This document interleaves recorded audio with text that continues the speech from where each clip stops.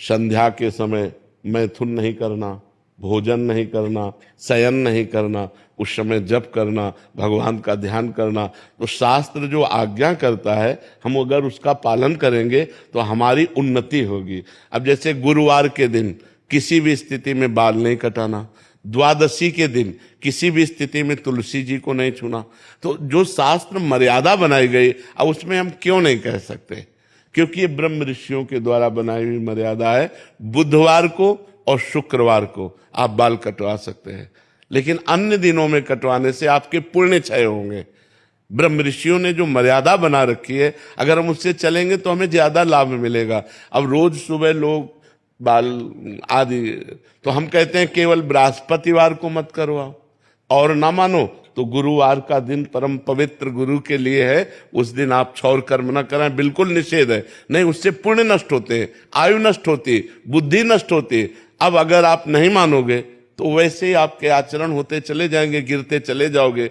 देखो, आप सब लोग यहाँ क्या देखने आए हो, हम आपको बता रहे हैं।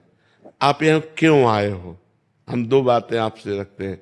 आप क्या देखने आए हो और आप यहाँ क्यों आए हो? तो आप यहाँ देखने आए हो साधुता, भगवान के भक्त का दर्शन जो शास्त्र के अनुसार चलता है। आप आए हो अध्यात्म को पाने के लिए, आप आए हो सुख शांति के लिए, आए हो कि नहीं? अगर हम धर्म से ना चलते हो तो आप हमारे दर्शन करने आओगे क्या? हम भी तो एक मनुष्य हैं, हम भी तो आप जैसे ही हैं। अगर हमारे अंदर अध्यात्म ना हो तो आप क्या सुनने आए हो? तो आप सोचो, उन्हीं ब्रह्म ऋषियों ने ये मर्यादा रखी। वैसे ही जब हम चलते तो हमारे अंदर तेज, हमारे अंदर शांति, हमारे वचनों का प्रभाव, हमारे दर्शन मात्र से तुम्हें सुख मिलेगा। तो क्या वो आप नहीं बन सकते? आप विचार करो। तो जो शास्त्रों में लिखा है उस पे हम क्यों में नहीं लगाते, उसका हम आचरण करते हैं। जैसे डॉक्टर कहता है कि आपको ये नहीं खाना, ये नहीं खाना, ये नहीं, तो हम उनसे क्यों बोलते हैं क्या दही नहीं खाना? अरे भाई, दही तो बहुत अच्छी चीज है, क्यों नहीं खाना? क्योंकि तुम्हारा रोग बढ़ जाएगा। जब तुम ठीक हो जाओगे तब तुम सब कुछ कर सकते हो, लेकिन जब तक ठीक नहीं होते तब तक तुम्हें दही नहीं खाना, ऐसा मना किया जाता ना। जब तक हमारा ज्ञान नष्ट नहीं हो जाता तब तक ये सब बातें, और ज्ञान नष्ट हो गया तो फिर कोई नियम नहीं, फिर वो सबके ऊपर पहुंच जाता है। जब स्वस्थ हो गया तो खूब दही खाओ, क्या परेशानी है? जब आप आत्मा स्वरूप में स्थित हो गए, देह भाव खत्म हो गया, तो बार बने या बना रखा रहे, क्या फर्क पड़ता है? तो हम अभी देहाभिमानी हैं, देह भाव से चलते हैं। तो हमें शास्त्र के नियमों का पालन करना। जो आज शास्त्र के नियमों का पालन नहीं करते हैं तो गिरते चले जाते हैं। अब ये शास्त्र आज्ञा करता है, जिस दिन से गर्भ आ जाए उस दिन से माता पिता को ब्रह्मचर्य रहना चाहिए। क्यों?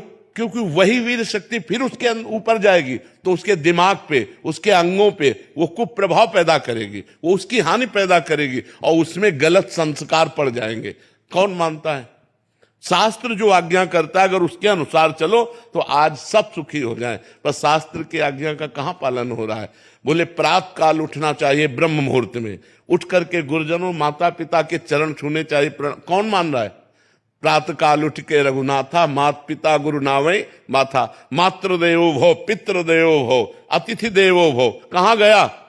पहले लिखा होता था घरों में बड़े अक्षरों में अतिथि देवो भव, अब लिखा होता कुत्ते से सावधान, नहीं लिखा होता।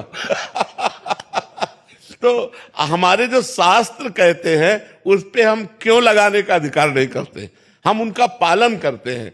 क्यों लगाने का मतलब संशय करना, और पालन करने का मतलब श्रद्धा करना। और श्रद्धावान लभते ज्ञानम, श्रद्धावान ही ज्ञान को प्राप्त होता है, श्रद्धावान ही आनंद को प्राप्त होता है, श्रद्धावान ही परम शांति को प्राप्त होता है।